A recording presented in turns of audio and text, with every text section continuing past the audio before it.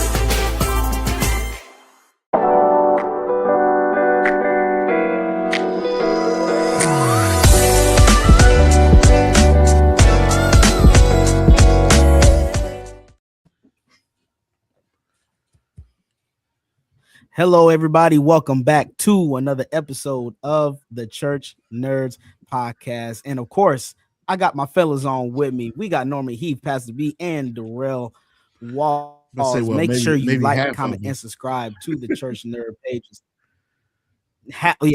Most of the people's gone. But make sure you like one more. Go. It's just one of them days, man. Just one of them days. I guess so. I guess Norm decided one of them days. He was out of here. Sorry about that. My mother called me. Make sure my mother called me. Here he is. There's sorry, Norm. When your mother calls, you have to answer. That's just how it is being a good, responsible son. So is that right? Oh yeah, definitely. You know, mama calls. Mama. I mean, Mother Day is next week. It is next week. That's right. Is Mother's Day next week? Mother's Day is next week. It's next week, sir. It's Mama's Day next week. That's right. So when mother calls, I gotta answer, man. She's the other sister Heath in my life. I got 3 of them. 3. Oh yes, 3. Yeah, I counted. I got 3 sister Heaths in my life, and all of them boss me around. I just learned how to take it.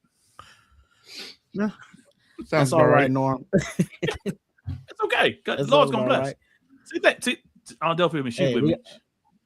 Aunt Delphine already with it. She was already with us. She's already, man. Make sure you like, comment, subscribe to the Church Nerd pages. Be a certified church nerd. Be a part of the Church Nerd congregation. And as Norm and Pastor B and Darrell said, it is Mother's Day next week. Shout out to all the moms. Shout out to the moms. Shout out to all the moms. We wouldn't be here if not for the moms. Shout out to my late mother, late First Lady Tanya Baldwin. Mama, I miss you. She definitely was somebody to reckon with. As we all know, if the basketball is going on right now, Norm, she be talking junk right now. She can't talk about the Pistons, man. Detroit. I know this man ain't talking. Detroit. We got a bet. Can we ban somebody in the chat? Oh, this guy here. Why is Travis in here? You supposed to be on with us. You're not even on. He's supposed to be at work. Block. That's what he said. Right. Called into work. Don't look like you're doing much work right now. Let's call this employer and see if he's supposed to be on his phone right now. Like, let's see. That's right. Get off that social media. Get back to work. Yeah. Exactly. Oh, so AJ, your wife has a question. I don't know if you need to answer this one. So. Yeah, she said, "What y'all doing for y'all wives and or mom, grandmas for Mother's Day?" Well, my wife actually said that she'd rather do something on Tuesday so she can just chill and rest on Mother's Day. So that'll be easy for me. But to my brother, what do y'all do? Well, let's see. I'm gonna get all his sister Heath together and throw a bunch of money at him. Okay. That's just money. Okay. Brandon, that doesn't make it better. That makes it worse because how you driving and on your phone. I mean, I did it the last time I was driving too, but you know. You're not helping your case there, Darrell. Yeah. I mean, I'm taking accountability here, okay? There it is. Speaking of accountability. That's right. Break the law together. But no, we're splitting up our Mother's Day, kind of one day on my side of the family, my mom kind of hanging out over there, and then the next day going to the wife's mom and hanging out over there, and Okay. kind of doing it that way. It's a lot easier to split up the days than trying to do both on one day. Yeah, Sure. that's true. So how do you decide who gets the actual day? See, that's Careful. Right, I'm about to say, hold on. Careful. Hey, It Brian switches. be Let that It man actually lead you just into a trap. switches- right. It switches up year to year. Oh, okay. Alternate years. Okay. that's Yeah, cool. you alternate. Brian is being so messy. And then I'll be honest, it depends on what's easiest. What's easy? Okay. Okay. Yeah. What's easiest for whom? Oh dear. For me as the child, Oh, okay. Okay. Mhm. That's terrible. and then we're also coordinating with other people, so Mhm. kind of what works for everybody's schedule. Okay. Siblings. I had the same issue growing up for my first couple of years of marriage at Christmas time, since I have a family and then at my family, and it was always a decision to say who actually gets Christmas, Yeah. who actually gets Christmas Eve or day after Christmas. Some interesting conundrums. I would say flip a coin, man. To let the Lord decide. Yeah, we always swap. We always swap the holiday, Thanksgiving and Christmas. So if we're in Chicago on Thanksgiving, then we'll be with my family at Christmas and vice versa. Yeah. Okay, hey, it comes in handy, man. Sometimes you gotta get these plans together. Our journey between Chicago and Detroit. Oh, now see, I didn't know you. I know Gab was from Chicago. She's technically from Markham. I know how Chicago people don't like. I'm about to say, I didn't think she was from Chicago. She's from Markham, suburb of Chicago. I mean, that's not the worst one to be like. I feel like if you were like from Naperville, that would be worse. No. Markham. Reality is she grew up in Markham, but all of her family live in Chicago. Yeah. All them hoodlums live. I'll give her that. Yeah. So wait. So where is Marco at? I mean, is it like Markham is south of Chicago. Marco? Okay. Yeah, it's a south suburb. South. It's close. It's right on the border. It's not. Okay. Yeah. All right, you learn something new every day. Yeah, haters gonna say it's not Chicago, but I mean. Some people claim Detroit and they're not really from Detroit, so I understand. I mean, the name of the city would claim it's not Chicago, but That's fine.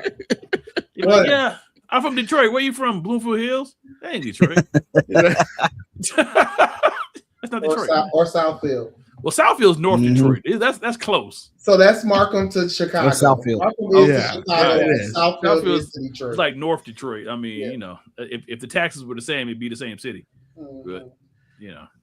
That's how it is. Yeah. Literally. Well, Jay, what's the order of the day? Literally. That is Order of hilarious. the day, brother chairman. Or order of the day. Well, Brother the Chairman? order of the day is the order of the day today, my brethren and church nerd congregation, we got to talk about something that needs to be addressed. Mm. And I feel that us, the church nerds, are the right people to address some of this. Are we stuff. though? We need to talk about accountability. Hey, we're experts at it. We've been in in the church all church. our lives. Be mentioned to us that this has been on his heart. Uh-oh. Oh, no. Okay, like we need to. The devil's doing discuss it. You gotta, Oh, you devil's gotta What working does on the accountability internet. look like? First of all, Yeah, we don't know what you said. That's the problem. That's it. Are you with us, Jay? Mm. Uh-oh. Mm. He's in there. The prince of the powers of the air is affecting your my internet Wi-Fi. acting up again. Yeah, a little bit. Here we Something like go. that. Not again. I'll just have Pastor B take over real quick while I figure this out. What? And then it was your turn. Come on, Pastor B. Come on, That's Pastor. one street. You're in Markham. Exactly. Thank you. I said it was close. You know. Thank you very much. Because literally, that's what be happening now. Now she also has family in Country Club Hills, and what's that other one? Flossmoor. Yeah, they're all in the same area. All of them Southern. Yeah, they got family all over in that place. But anyway, tonight we have a discussion to have around accountability and accountability in the church. I've been preaching and teaching in this series. It's all an illusion, or it's only an illusion, I think is what I've been titling it as. And really the conversation has been about the fact that the enemy can't really make you do anything. That what he does is make suggestions and create illusions that cause us to make our own choices and our own decisions. Like nobody's going to be able to stand before the judgment seat and say, well, the devil made me do it. You won't. I mean, somebody's going to say it. I mean, yeah. Well, you also have to know that there's that scripture that says that the liar won't even tarry in his sight. And that's kind of why the liar won't tarry in his sight, because a liar will try to lie their way into heaven. You know, they're gonna do their very best. You know, I guess. to try to lie their way into heaven. But I mean, the reality is that we have to have accountability. Yeah. Everybody needs accountability. Everybody needs somebody who is able to hold them accountable for their actions. Who tell you when not to say something. Yeah. You know, the sign of a good pastor is one that can tell you not to say something and you listen. Yeah. So I thank God for my pastor. He has told me not to say stuff sometimes, and I be really wanting to say some stuff. Yeah. But he has kind of pulled my coattails a few times and said, "No, son." I thank God for that, because I be ready to fire sometimes. But. Yeah. Yeah, and I think the reality is, even with even with someone who to hold you accountable, you have to also submit and be obedient. Because I can declare that there's been times where I had somebody to hold me accountable, but I wasn't submitting, and so I said what I want to say anyway. Now, it didn't turn out well for me, but it also didn't turn out well for the other person that I told off. But so I guess it was kind of equally in what in a bad state. I mean, that's just reality. But so it turned out bad for the other person, and also turned out bad for you. Yeah, I mean, hey, I said some things I probably should have said, but they also got all the things that I meant at the moment. Okay. But the Holy Ghost brought me out, and so they got for repentance. I think that's what I'm getting at. They got for repentance. So when we think about accountability, yeah. I'm sorry, Norm, you were about to say. No. I'm just thinking. So when we think about accountability and we think about holding ourselves or holding one accountable, what do you think is the best way? Nerds and church nerd congregation. Thank you, Auntie Delphine. I am confessing tonight. What do you think? What do you think is the best way, or what do you think are some of the tools or tricks to the trade when it comes to holding someone accountable? What are the right ways to do it and the wrong ways to do it? Let's start with the right ways to do it. What are the right ways, or the things that you think ought to be included if you're going to hold someone accountable? I would say, number one, not being driven by emotion. Tell us more. Okay, so if you say, Norman, I'm coming to fix your fence. Okay. The day comes, you don't arrive. I call you, you don't answer the phone. Text message, got me on red. A week goes by, you come sliding up. Yo, what's that? Hey, what happened? What's you supposed to come fix my fence, man? What happened? And going from there, again, not letting emotion. Oh, you mean you as the person holding one accountable? Yes. Not allowing emotion. Yes. Oh, that's what I'm saying. Well, pray for me, because We ain't even having the conversation, because if you told me you was coming to fix my fence and you ain't fixed my fence and didn't even respond or even say anything, accountability for me is just simply letting you know that I ain't asking you to fix no fence. Well, no, and again, I'm saying temper your emotions sometimes, just because I've tried to hold people accountable in anger, and when I'm doing it in anger, it usually guards are up, and all of a sudden we're arguing and yelling at each other. Yeah. As opposed to let's just stick to the facts of the case and straight. You can't argue with the fact. You were supposed to come do it, and you didn't do it. So what happened?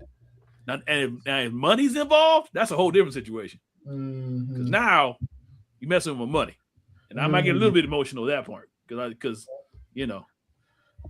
money answers for all things. But it's not the solution to it. But it's not the solution. But yes, thank you. That's my solution. Hey, as they say, talk to us in the chat. Let us know what you think about the conversation tonight. Darrell, what say you about the right ways to hold someone accountable?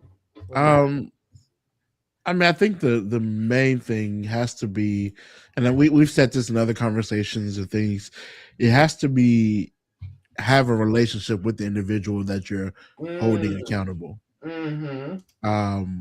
Because one, you will better understand how to address that person. You will better understand the situation, what they're going through, their mindset, their thoughts behind the particular behavior or incident or whatever the case may be. I believe that's going to be one of the key things is having that relationship, because if some random person just came to me talking about, you should do this, you should look at this, you should do all this other stuff, I'm like, who are you? And depending on the situation, whatever I'm about to do to this other person or talk to about this other person, you're going to be the next one, or probably prior to now, because you're in my way. Yeah. But, if you have that relationship, I think that is going to be the most important thing is, when you're looking to, hold someone accountable or be held accountable, is whoever you are looking to, to hold you accountable. It's important to have that relationship, somebody you trust enough to be open with, somebody you can talk to. If I can't tell you, what's on my mind, how can you hold me accountable? If I can't tell you what I'm feeling. So I think that would be the key things. Yeah. See, I don't know about that. And that's me. I mean, yes, relationship is important, and I definitely agree. But I don't think we have to have a relationship for me to hold you accountable. Well, I certainly think it makes it a whole lot easier. It makes it easier, but to I don't think it hold always someone accountable when you have a relationship with them versus when you don't. Because when you don't have a relationship, again, they can easily just say, I don't got to listen to nothing you got to say. Like, who are you to hold me accountable? Who are you to tell me what I'm doing wrong? I don't know you. I think that's where when we look at the question when he said the right way, I think that becomes the right way to do it. Yeah. You can hold somebody accountable without having that relationship with them, but again, that you set yourself up for a fight potentially, unless that person is, because more likely they're not in the right mind to be held accountable. First off, so who are you? So what do you say to a person you're trying to hold them accountable or you're trying to show them accountability in some way, but they always have an excuse, like it's somebody else's fault or such and such happened? Like, how do you hold somebody accountable who, legitimate or not, maybe the excuse is legitimate, maybe it isn't, but what do you say to a person, or how do you hold a person accountable who, like they dog ate the homework, they always got a funeral, I think at a certain point you stop investing in them to even try to hold them accountable. Say that again. No, at a certain point you just stop investing time and effort into this person who has proven themselves to be irresponsible. I mean, at a certain point, okay, dog ate your homework. All right, cool. All right, my car broke down. All right, cool. But if every accountant time didn't file my taxes, right? If every time I wouldn't,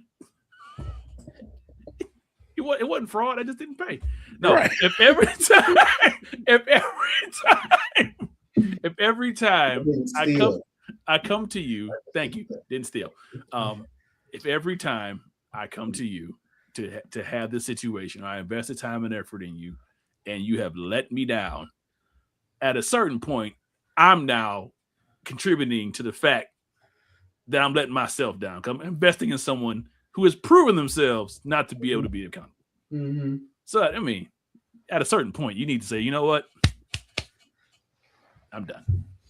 But how long do you try before you know, the Bible does tell us that we which are strong or we which are spiritual should strengthen those, such a one who is weak. So how long do we toil with them before you write them off?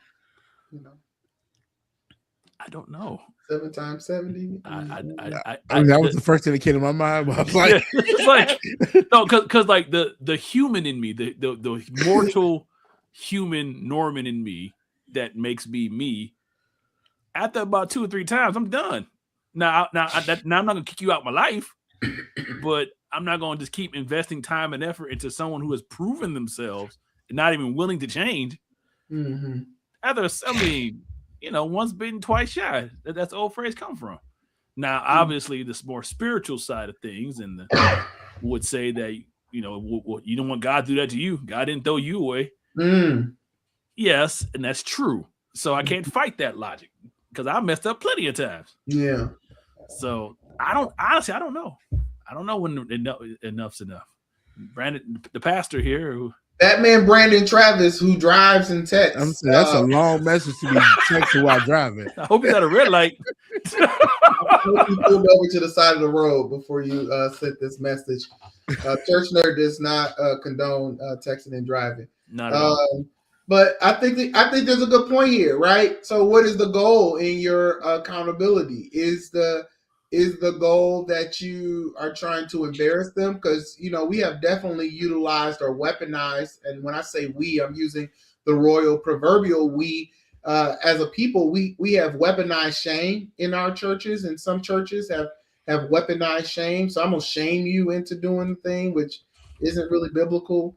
So I'm going to embarrass you. I'm going to hold you accountable in front of everybody as opposed to finding the right timing. Does timing matter? Some people, hold them accountable to teach them a lesson, not necessarily to rectify the situation. The whole idea there is that, I'm going to show you I'm in charge. How do you make sure that you keep the right spirit of, humility when holding somebody accountable? And does that matter in your conversation or in your accountability? Norm, I know you. Well, I mean, do you care about this person? Do you not care about this person? Because if you don't care, then what does it matter? Can you truly hold somebody, or why? Maybe the better question is, why would you hold someone accountable that you don't care about? Well, it goes back. I think we're kind of dancing around the relationship of it, because you can, in theory, I can hold anybody accountable for anything. If I go to the brake shop and you mess my brakes up, I'm holding you accountable. If my car can't stop. I mean, and we have no relationship other than the fact that I gave you money to fix my car. So, okay. So I guess maybe there are different types of accountability, right? So what you're talking about is liability. A person is liable for fixing your vehicle because there's an exchange in a monetary value. Like we have an agreement that you would do certain thing, money for this thing, right? Mm-hmm. As opposed to holding one accountable for the way that they're living when it doesn't really affect me, right? Like you live your life how you want to live your life, and it doesn't really affect me per se. But I'm concerned about you. I care about you, so I want to hold you accountable. Versus I got an exchange relationship with someone or something that affects me, i.e. my car working properly, and I just paid you money for it. Then that looks more like liability as opposed to accountability. So are we saying then that liability is accountability without relationship? Maybe. But I mean, I think there's still, generally speaking, some type of relationship, because even in that liability standpoint, there's a contractual relationship. So there's some form of relationship there. It's just, you have some interest in who you're holding accountable. So it's Like you fiduciary. say, it's like, I don't think you're gonna hold somebody you have no interest in whatsoever accountable. For some reason, you have found a reason to be interested in this party to try to hold them accountable. So let's flip it then. Pastor B, you are a pastor. How do you navigate accountability in your church? Well, I think one of the three principles of our ministry is accountability. We have what's called the ARC, right? The three principles of our ministry: accountability, relationship, and knowledge. And I often say I can't hold one accountable that I don't have a relationship with, and I can't have a relationship with a person that I'm not knowledgeable about. So I think it's extremely important that if we're going to hold someone accountable, I agree wholeheartedly with Darrell. There has to be some level of relationship. There has to be some level of engagement or connection with that individual. Otherwise, they're not going to receive what I have to say anyway. And I think biblically, we hold each other accountable in a different way as a pastor to congregate relationship, because as a pastor, I'm their leader, I'm their shepherd. So our relationship looks less like a peer mentor relationship and more like a leader follower relationship, which is a different type of relationship or different type of accountability. It's accountability through the requirement that I have as their shepherd, as opposed to, I'm your friend and I want you to be great, if that makes sense. It does. I mean, I guess I question the root of the topic we have today about accountability in the church, because I mean, one would submit that people are not held accountable for anything in the church. Say that again. One would submit what? I would submit. I would. There has been submissions over the years, even to the point of parody, that there is no accountability for actions that are done in the church. Would you disagree? Would you agree? That people aren't accountable. Yeah, the accountability as a whole does not occur. Well, I think it depends on your church, because and it depends on who's leading that ministry. Okay. Yes, there have been individuals who have done things in the church where seemingly there's no accountability, but I think that kind of goes back to the biblical principle of just because judgment seemingly it wasn't executed speedily or right at that moment doesn't mean that judgment didn't come, or just that doesn't mean that accountability didn't come. Just because you didn't see the person being held accountable doesn't mean that they weren't held accountable for their actions. And we have to be cautious that we don't become judge, jury, and executioner, right?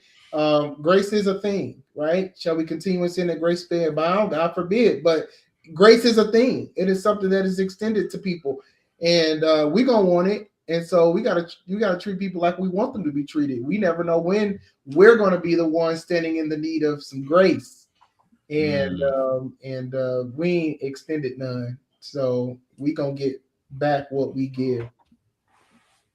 We gonna get back what we give. Amanda Taylor says you have to move on.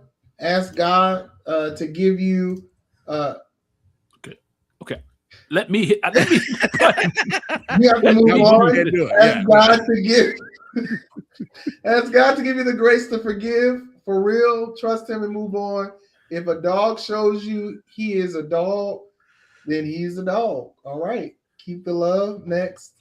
Prayerfully, lesson learned. All right. Interesting. Okay. Dog, and our good friend Brandon has more to say from the highway. So yeah. I wouldn't say that a lot of things happen in the background that are put into the front of people. Everything doesn't need to be addressed before the saints. I agree. I agree. Everything doesn't need to be addressed before the saints. I honestly do agree with that. Yeah. However, then what do we say to people that always want something to be addressed in front of the saints? They want to be the Jesus. jury right there and cast the. Oh, Jay, where's your camera at, Jay? He just heard a voice. Right, just a voice crying out from the wilderness. I don't Here's know the what's voice going- from the darkness. I don't. Declare ye the way of the Lord. I don't know what's going on with my. I don't know what's going on with my connectivity. Everything's updated and it's still acting slow for some odd reason. So Okay, it's well, faster with my camera off. So I'm gonna the just voice play. of Jay. I'm gonna just be the ghost today. The voice of Jay. Jesus. Y'all are hilarious. Okay. I mean, that's fair. I mean, Father, yes, is that you? it's true. Everything doesn't need to be done in front of the saints. I think that's true. That's true. Everything don't need to be done. So, but I mean, I think some things would be nice to see, to know that stuff happened, right? Why? What? How will that help you? I'm not saying that would help me. Uh, I'm just saying, you know, sometimes you want to see, you know. So when does it need to be out in public? Is it only when the situation happened publicly, or? I mean, I guess I'm just looking at society. I'm looking at these things, all the viral and viral clips they talk about. The church is always hiding stuff, the pastor's always covering stuff up, and y'all never want to deal with the situation. And these are the things that you see. mhm. And it would be nice. I'm not saying it's right. I'm not saying this is what I want, because Lord knows I don't want any of my stuff. No. It would just be nice to have a counterpoint to that point. To say, you know, the church is not always covering things up. This is the reason why. I mean, it would be nice to see those things. That's what I'm saying. Yeah, But again, how will that help you? How does it help an individual to see someone's judgment? Well, I guess same reason why people go to court cases. They want to see justice done.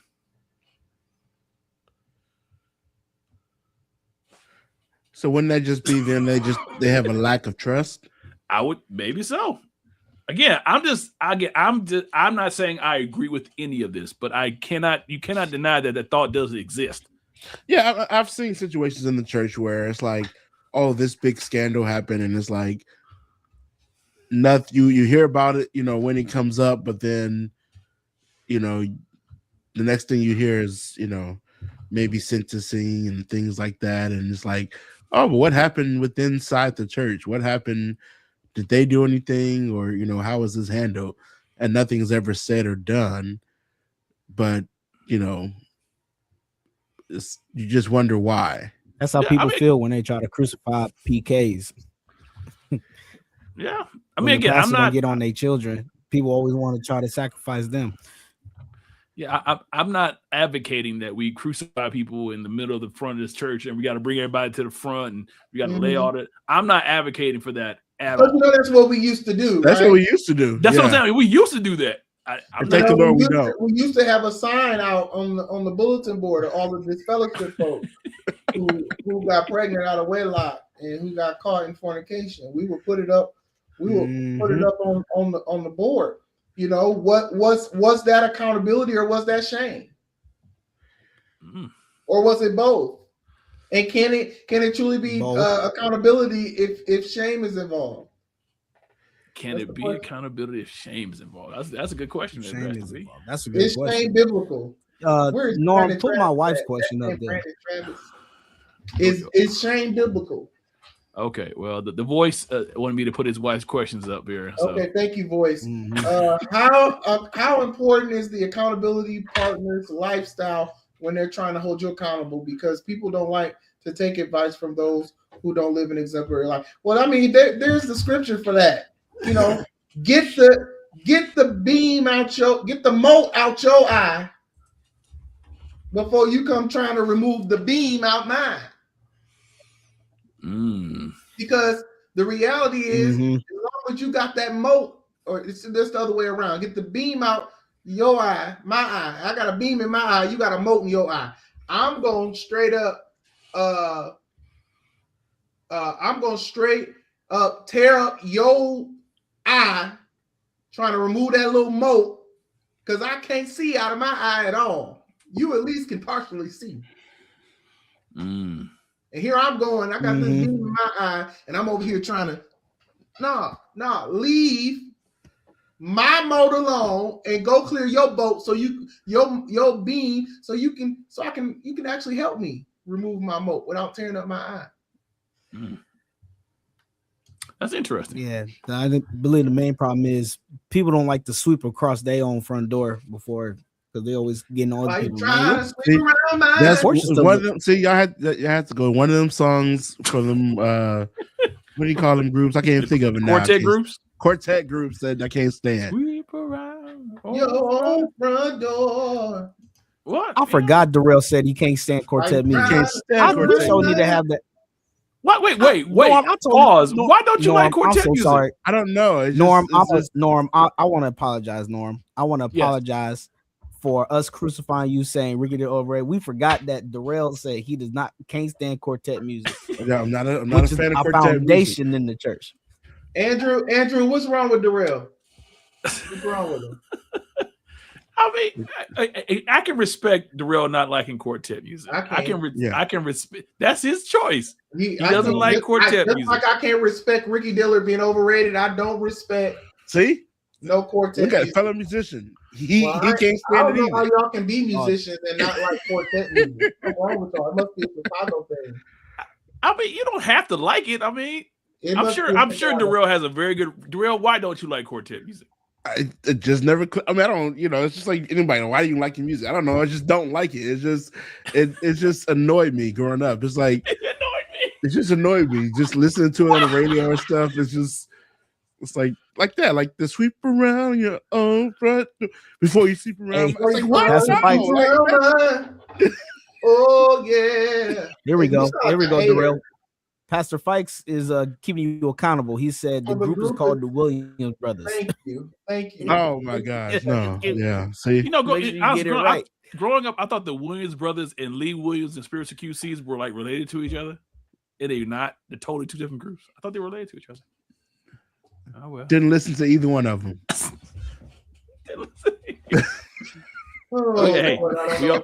We all we're all accountable to our own things that we like. Yes. I'm accountable to the fact that I think that Ricky Dillard's overrated. Darrell's accountable to the fact that he thinks quartet music is the worst music on the planet. Both of y'all accountable and let y'all know that y'all can't be choir directors and musicians saying this foolishness. It's not even allowable. Both of y'all, your choir director card is revoked, Norman Heath, as of this day. This is accountability. And Darrell Walsh, your musician's card is revoked as of today. I'm holding y'all accountable on this show. That is terrible. Now again, I never. Why we go? Let's not go back in time. I already got shot by the internet community. Y'all accountable. Isn't this accountability? Okay. I got into an argument, a heavy debate, I should say, with a fan of the show, who really wanted to convince me that Ricky Dillard was the GOAT. I just said okay. I mean, sweep around. So I like how Pastor B said he's keeping them accountable. And it almost seemed like he, as a pastor, sat two members down. Oh yeah, I sat them down for the ones. I did this fellowship. I want to ask. At least I did. So this I want to ask: is that keeping somebody accountable?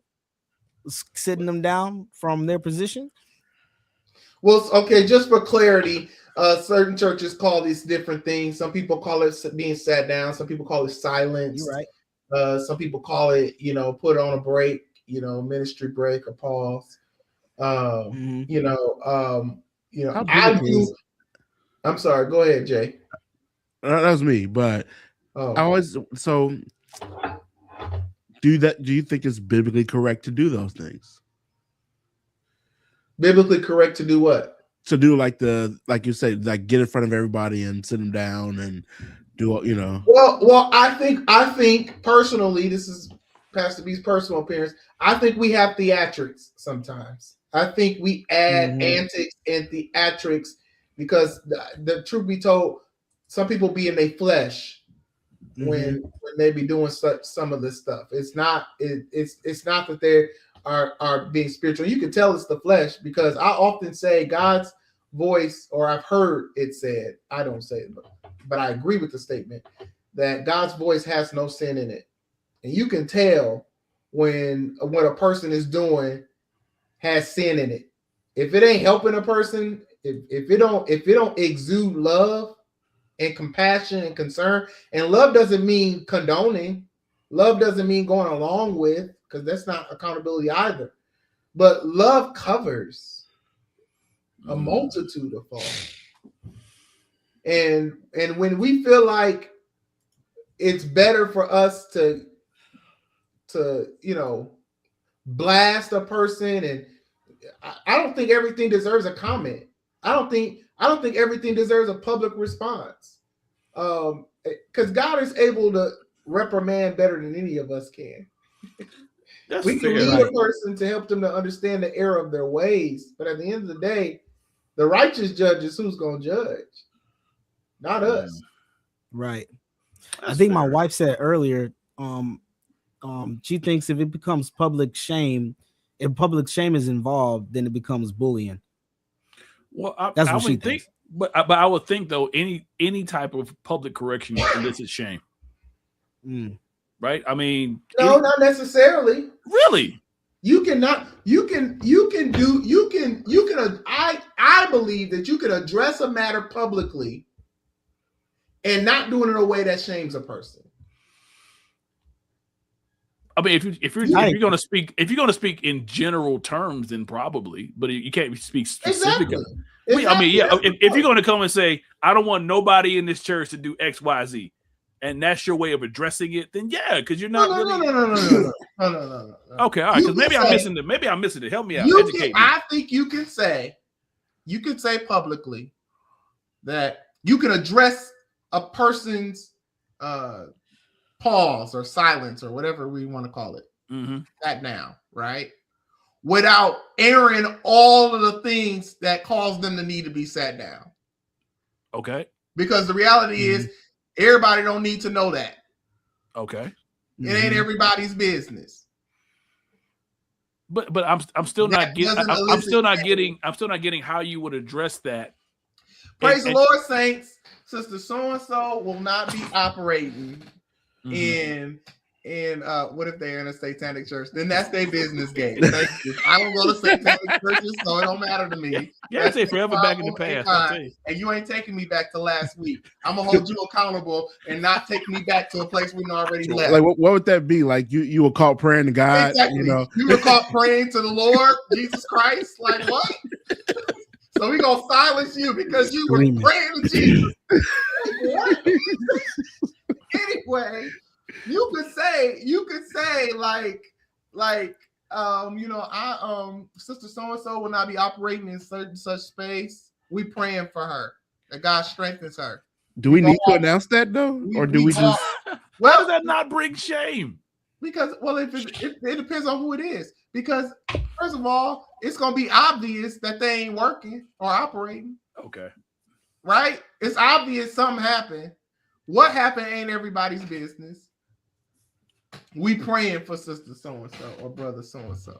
But that just starts, but like you said, now the problem becomes when you sit down sister so-and-so and brother so-and-so at the same time. In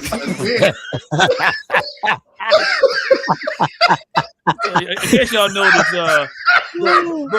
brother Jones on the drums and sister Susie the usher, we're gonna set them both down at the same time. They both be in silence because then it's like, okay, well, we put two and two together, and if they silence us for 9 months, then Lord have mercy. But I mean, here's the thing though, even if you say something like that, we're gonna pray for him, we're gonna pray for him. That's still eliciting that something went wrong in this person's life, and you didn't tell me what went wrong. So I'm gonna start filling in the blanks to figure out what went wrong. Well, that's if you nosy and meddling in other men's affairs. Which we know. If you mind your business and just do what the pastor said, do and pray, then you ain't gonna have this problem. We know most saints, unfortunately, are. Right. What kind of church? If you just mind your business church, I've yet to find that church. Right. Find what church? The church where everybody's mind their own business. Oh no, that church don't exist. I mean, just like you ain't gonna find a hospital that ain't full of sick folk. Exactly. Mm-hmm. That person could just want to a great sabbatical. Okay. Okay, they're on sabbatical. Okay, got it. I'm just pray saying, for like, them on sabbatical. there have been times where I'm like, you know what? I should just do something. I can use a break. Let me go get set down. Let me do something crazy. Instant vacation. It's the instant vacation. What Jordan say? Have heard of this story? So there's a high schooler that put a video showing his classmates lack reading comprehension skills. Oh, I seen this video. Be allowed to walk at graduation, allegedly. I didn't hear about this story. I heard about this story. So I know what happened. So this is what happened. Okay. There was a this kid put on TikTok. It was just a regular like post-it note going around. He was passing in high schools just to read this small phrase. Like they couldn't say extravagant. These high schoolers couldn't say some of these words that you should learn by 9th grade. And some of these are juniors and seniors. So there was a whole outrage on social media. There was kind of split saying he shouldn't have to embarrass them. And there's a split saying like the lack of what's going on in the education system. But overall, apparently, I guess Jordan, correct me if I'm wrong. They say they're not going to let him walk at graduation because of what he because of his video. Because of his video. So okay, I'm gonna tell you that sound like somebody who's embarrassed because they ain't doing their job. See, I could see if the students were the ones with the outrage. But first of all, you didn't have to read the thing and you didn't have to be on video. You chose that. That's number one. So you gotta take accountability for that. Number two, that school and the school district need to take accountability for the fact that you got a 12th grader that can't read extravagant. And that's the problem. They're embarrassed. The school is embarrassed. The school is embarrassed because now what they've been trying to hide all along is now on Front Street. And the reality is that ain't the only school. These schools and Department of Education. Listen. I know people don't think, they don't like. Never mind. I ain't getting political today. Let's not talk about Miss McMahon. Let's leave her out of this. This Department of Education, we think they teaching these kids in these schools, and they ain't. So Pastor B. So here's what leave that man alone. Let him walk. Here's what the small phrase was. It said she wore a silhouette of clothes that were extraordinary but somewhat gouge. That was it. But somewhat what? Gauche. They couldn't read they could barely read extraordinary. But the thing of even despite all of that, if the student passed the classes, if the student did what they were supposed to do to qualify for graduation, let the man walk. Exactly. Because the reality is these other students, if they are graduating, right, that means that either the standard is too low. No Child Left Behind. Thank you, Brandon. Yep, exactly. And that started with George Bush. Yeah, that was rough times. That was rough. And then when they gave him No Child Left Behind. When they gave him these computers in there, I seen it firsthand. The students don't be paying attention at all. See, that's why I need to go back to books and writing. No snob, because I ain't. But that's why I'm a fan of charter and public and private schools. I'm a fan of them. I'm a fan when the power of education of the children are put in the hands of the parents and community. So you hold the parents accountable. 100%, 1,000 million. A lot of the parents, they should definitely. Education of these kids is not solely on the school alone. But if I'm gonna send my child to you for 8 hours a day, just about, and they come back home and they can't read, what you've been doing in this classroom? Some of it is not even the teacher's fault because the teacher's classroom is overrun. Some of these public schools have 30 kids. I can't imagine teaching an elementary class with 25 kids in it. And Auntie Delphine was a teacher. She out here. These schools be overrun with kids, and you gotta try to teach all of them at varying levels of understanding and ability. We think this is okay. This is not okay. No, but and that's true. I guess I always wondered how are these classes getting so full of people? Is it not overrun? First of all, funding. Follow the money, right? So I'm gonna fill this class so I can pack as many people in this school I possibly can, so I can get the funding, and not hire another teacher. Who they don't pay enough. Parents are being held accountable, not the schools. I agree with Jordan. Absolutely. Follow the money, and then you have some environments or some areas that are just got the baby boom. So a lot of babies being born. Yeah, It's gotta go. Yeah. But definitely to the parents being accountable, because I've been in classrooms where kids are texting their parents in the middle of class, like having full-blown text battles in the middle of class. Yeah. Well, that's crazy. That's about all them COVID kids about to start. Well, that's the other thing. Who thought kindergartners should have virtual education? I have no clue. I got a son. Crazy. My son was in kindergarten doing virtual education. I remember sitting at work. He sits next to me on a tablet during the COVID era doing school. Yep. Like, if we think that that's not going to affect how students are learning right now, like that whole wave of student, it's going to look totally different when they go and take their third grade comprehension exams and tests that they use to decide how many prisons they're going to build. That's crazy. Different. George said, "Bring back popcorn reading." I mean, popcorn reading. Popcorn Nina. Y'all remember Quick Math? I do. Minute Math. Yes, I remember Minute Math. They can't do Minute Math now because they got core. Yeah, core. And them Common Core standards are the most ridiculous thing. Where's Auntie Delphine? Why she ain't talking to us about this nonsense that they doing in this education system? That's true.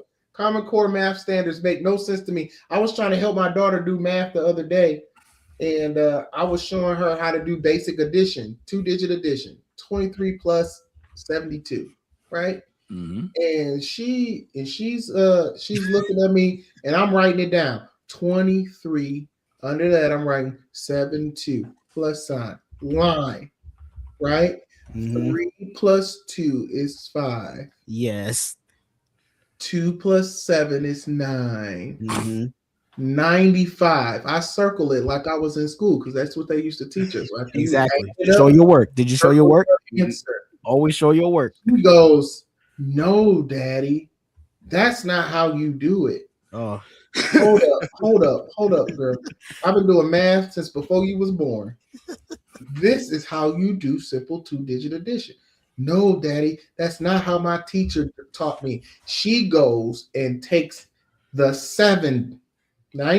23 plus, what did I say? 23 plus 72. I think that's what I said. 23 plus 72. She takes the 2 and turns it into a 20. And puts a plus sign and then a 7. And then she takes the 9 and turns it into a 90 and puts a plus sign plus the 3. And then she takes the 90 and the 20 and draws these lines. You confusing me saying all this. Draw these lines and then draw these cross lines. And then I count the dots. I could have been done with this problem 50 times by the time you got done doing you could have been done with that. You could have been done with the whole sheet of paper of problems. That is why I teach my children the way I know math. Absolutely. And you will get to the right answer a lot faster. When she was done, I said, "Come on, baby. Now I want you to figure that out because that's what they're gonna test you on. But if you want me to help you with this math, I'm here to teach you normal people's math, not the common people's math. I ain't teaching you that because I don't understand it. It don't make sense. Math is math. Math don't change. It sure don't. Math is math. Math is math. And to Lady Baldwin's the freakiest guy. I'm holding Jay responsible for that language. So Jay Baldwin holding you accountable. You couldn't say that. You couldn't say that. You might as well say the real word. Like, I'm holding you accountable for that, Jay Baldwin. Holding you accountable. Exactly. Well, our parents held us 115. accountable. They kept us accountable for saying "shut up" back in the day. What you say? Oh man, we couldn't say shut up. We couldn't say lie. Dang. Dang. Oh no. Oh, no. That was way too Brother. Boy, you was about to get beat. You was about to, your mouth was about to get popped right there and there. Yeah, No, we couldn't say dang. You Couldn't better say you shoot. and you better Couldn't say shoot. Oh yeah, shoot. You can't say. You better say yes, ma'am, no, ma'am. Don't just say huh. No. What you say? Yeah. My grandfather didn't like the yes, sir. He didn't like that. He said that just sounds smarty aleck. Just say yes. Yes, sir. Wow. Yeah, I can see that. Yes, sir. Interesting. Are you being smarty aleck? No, I'm just saying yes, But sir. smarty aleck. Oh yeah, smarty aleck. Yeah. Oh, there it is. But you could. You ever But heard you that could phrase say before? Smarty aleck. smart. I've Smart heard smart aleck. aleck, but not Smart smarty aleck. aleck. Oh, Yeah. smarty aleck. Yeah. Smart aleck. Smarty aleck. Yeah, My that's mom above is smart different. aleck. You're smart. Right, okay. Smarty aleck. Yeah. Stage But you above. could say, but aleck. but some of those things, you could say in a good way that kept us accountable as kids growing up in church. When they told us, "Don't you play on this pulpit? There's not no place of play." You know, that Well, lets you know, keeping them accountable that don't play around here. This is a sacred. Yeah. Okay, so place. so then is accountability like that okay if the person you're doing that to is a certain age? Like, is it shame for me to pop my kid in church because they didn't do right? It depends on how you do it because it depends on how you do it, right? It's the how. The how. The how matters, right? Mhm. Is it shame to discipline your child in public? No. There's a way to discipline your child in public that isn't shameful. Okay. But we do the most. We gotta be, and I think one time my mom meant to shame me. Like she did, she meant to. Because she wanted me to think twice before I did whatever I was doing again. And I'm gonna tell on her on Mark Zuckerberg's internet, and y'all can tag her because I'm gonna tell on her. We was in a store one time. We was in a grocery store, a toy store, some kind of store, and I wanted a toy. I kept saying, "Mommy, I want this toy. It's my favorite toy." And she said no. She took the toy from me and put the toy on the shelf. Y'all tag her because I'm telling on her.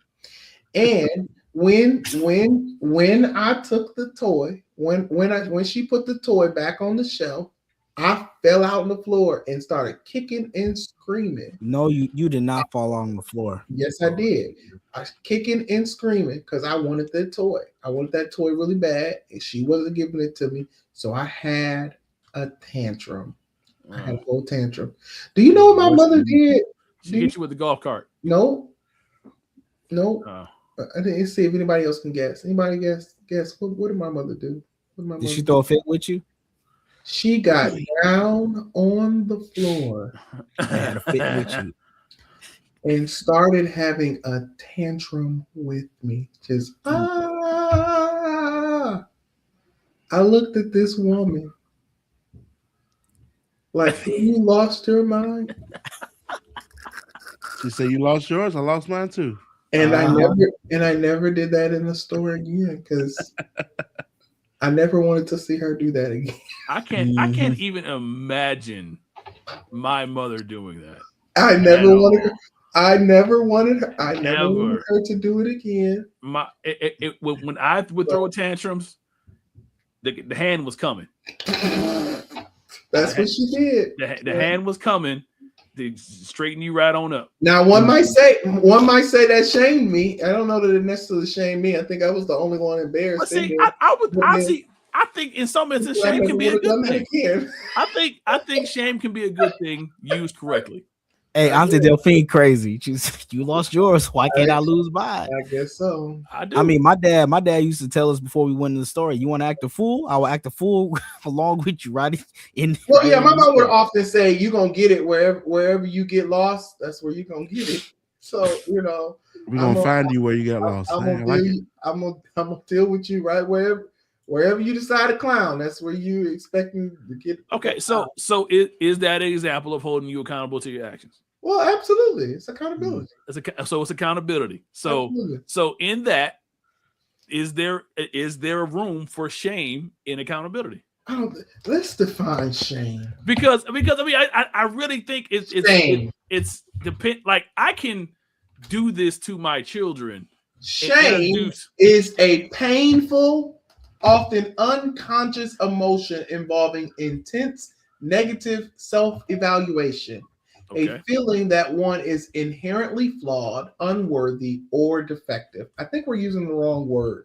Okay. Shame, I don't think should have anything to do with accountability. It differs from guilt, but is closely related, which focuses on the self rather than behavior, leading to feelings of unworthiness. It is a social emotion, often triggered by breaking social norms or fearing judgment. Mm-hmm. As an emotion, she felt a deep sense of shame after her outburst. So the shame came because I reflected on what I did and realized I shouldn't have done that. So you're saying instead of shame, he wanted you to feel guilt and not shame. Well, no. What I'm saying is that one can feel shame, but that doesn't mean we have to publicly shame them. Interesting. There is therefore now no condemnation, right? But there should be conviction, Mm-hmm. and conviction and condemnation are not the same. Well, here we go. Here, Bishop Jones. See, actually, the secret is. No, I ain't gonna put my brothers on blast. No. I think if you are in the list. You are in the list. I think if Bishop Jones wants to join the conversation, we should let Bishop Jones join the conversation. Come on in. If Bishop now, because we did this with Pastor McEwen, he wanted on. We let him right in. Now, Bishop Jones, you want to come on? All you gotta do is say the word. We let you on, and we hold you accountable to your comments in the timeline. Shame as a verb. Shame as a verb means, because we talked about shame as the adjective, one's feelings, right? Feeling of shame. Right. Shame as a verb, which means to shame on one, is to cause someone to feel intense guilt, disgrace, or dishonor. It often implies forcing someone to act or comply through feelings of guilt, or surpassing someone to the point of making them look bad.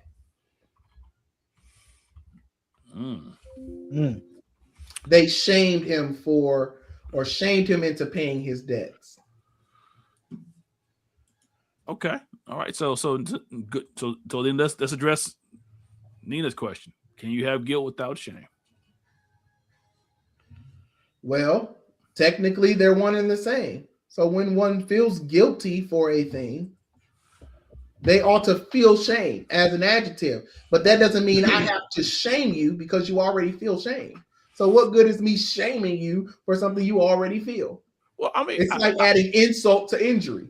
Okay. I would agree with that. I would say that is possible because in some ways, guilt can be constructive while shame can be destructive.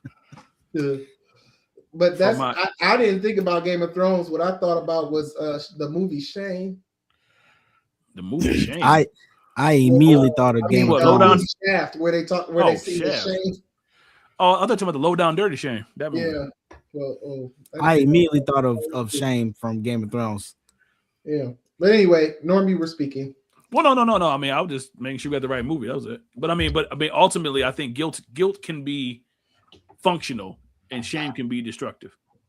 So like I can provoke you to feel guilty about an action, which in the hopes that in that guilt will make you not make the same choice a second time, as opposed to shame, in which is actually affecting you, and now you're it's more of a destructive emotion. Now you just feel bad, and it's like as opposed to not wanting to even try again.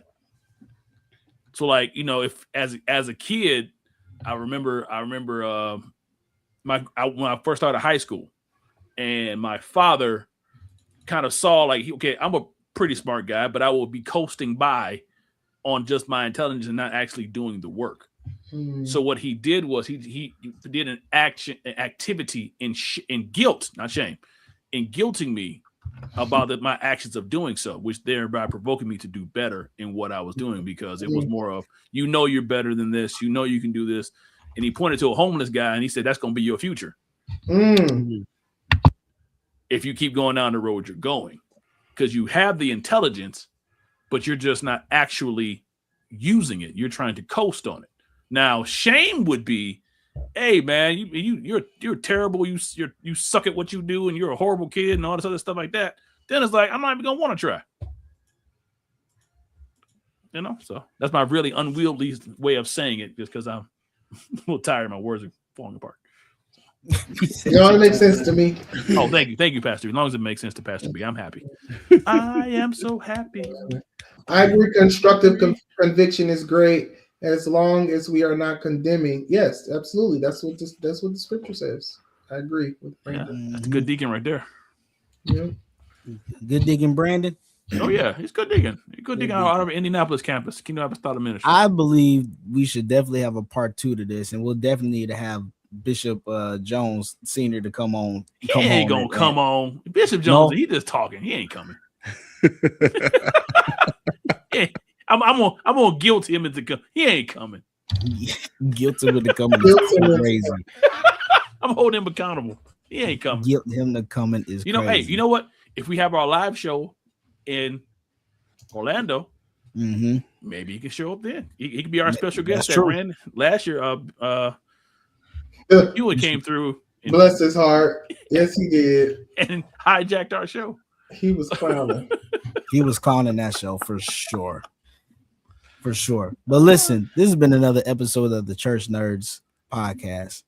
And we want to thank Pastor B for taking over, since my internet has been. I pray it's been fixed, because I ain't taking over again. So I hope you got it fixed. We thank God for Pastor B. He's such a great pastor. Let's give honor to. He is a pastor. He is a great pastor. Such a great. If you're in the Indiana area by Kokomo, go to Soul Anchor Church. Yes, go to Soul. It's a wonderful church. If you're in that area, you're looking for a church home, Pastor B. Well, your soul will be anchored. That's right. My soul is anchored. My soul is anchored. Norm, what's the video? Is that a Quartet song too? I'm sorry, I sang it before I thought about it. Not really. Oh, okay. No, that's not Quartet. No, that's Richard Mr. Clean White. Okay. Oh, the storms keep on raging. Norm, what's the video? No, is that right? No, I'm wrong. I think I'm wrong. Okay. Anyway, video for today.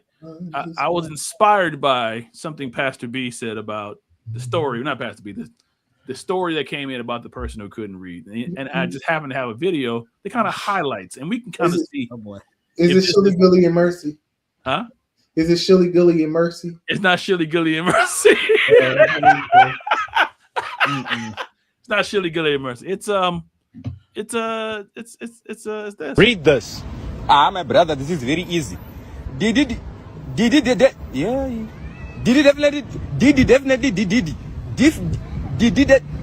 definitely did it, but deliberately did deliver. Let me try. Did he definitely did it, but didn't deliberately deliver? You also somebody, but it's okay. Did he definitely did it, but did he definitely did it, but did he definitely did it, but didn't did he definitely did it, but didn't deliberately deliver? Did he definitely did it, but didn't did it? Yeah, it's okay. Just know that he did it. Well, that's fluid right there, boy. That's what we call Cameron. He was coming through. He was coming through with tons of fire. Tons of fire. The old mothers would have said, "Come on, baby, give it to him. Come on through. Come on through." Listen, this has been another episode of the Church Nerds. Oh, AJ, we're not gonna be here next week. It's Mother's Day. We shall not. Listen to all the mothers in our Church Nerd congregation. Happy Mother's Day. Happy Mother's Day. All the mamas. All mamas. You guys are wonderful. You guys, Hey, y'all think we ever should bring the mothers on this show? We had the wives last year. Should bring the mothers on here. That would be an interesting. You think it'd be interesting, like have the nerds and their mothers on this show one time? that would be very interesting. I don't know. I put it to the congregation. But though we have not done it because Father's Day we did it. Did Well, we did. We had your dad on. Your dad was at Father's Day. Yeah, we had Dad and them on there. So, but we'll have to do that. We'll have to think about that next time. So, but this has been another episode of the Church Nerds. Once again, I'm Jay Baldwin, Darrell Walls, Pastor B, and Norman Heath. We will see you next time on another episode. Yeah, Peace. Peace. Peace. Pay your taxes.